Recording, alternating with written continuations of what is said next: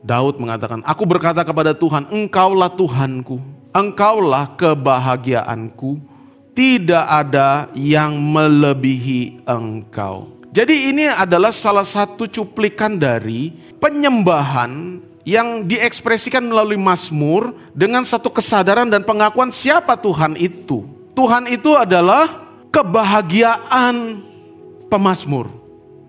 Dan tidak ada yang melebihi dia.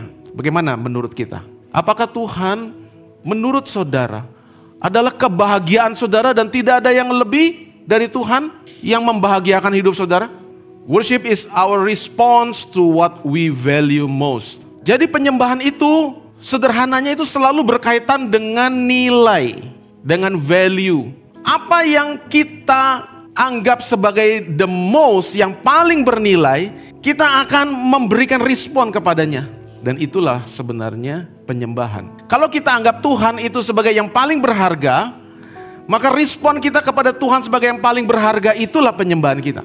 Tetapi kalau kita menganggap kepemilikan akan harta, uang, dan kekayaan itu sebagai yang paling berharga, maka otomatis respon kita kepada harta, kepemilikan, dan uang itulah adalah penyembahan kita. Jadi kita menyembah Tuhan itu bukan bergantung kepada musik atau nyanyian atau lagu bahkan. Bukan berarti itu gak penting, ini penting sekali. Ya, itu sarana yang membantu kita untuk menyembah Tuhan.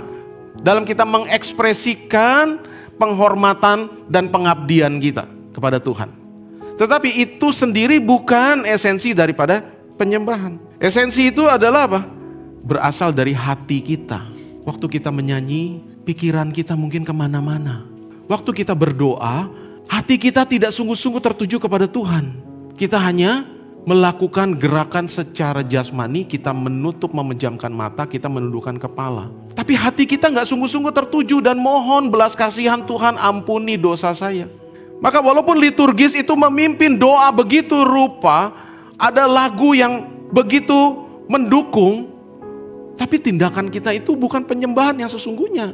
Itulah pentingnya saudara, kenapa kita memahami apa sebenarnya penyembahan itu.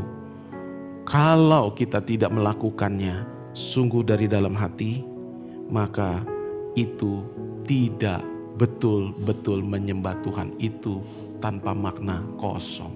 Bangsa ini memuliakan aku dengan bibirnya, padahal hatinya jauh daripadaku.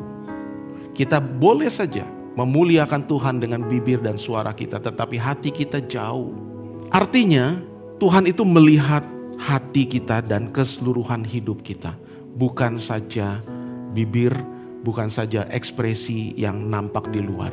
Dan ini saudara yang penting untuk kita perhatikan. What we value most will mold us and transform us. Apa yang kita paling anggap berharga itu akan membawa pengaruh. Hal itu akan membentuk kita dan mentransformasi kita. Orang yang cinta uang, maka cintanya akan uang akan membuat dia menjadi orang yang, nah itu saudara bisa macam-macam. Oleh karena cinta uang bisa membuat orang jadi pelit, kikir.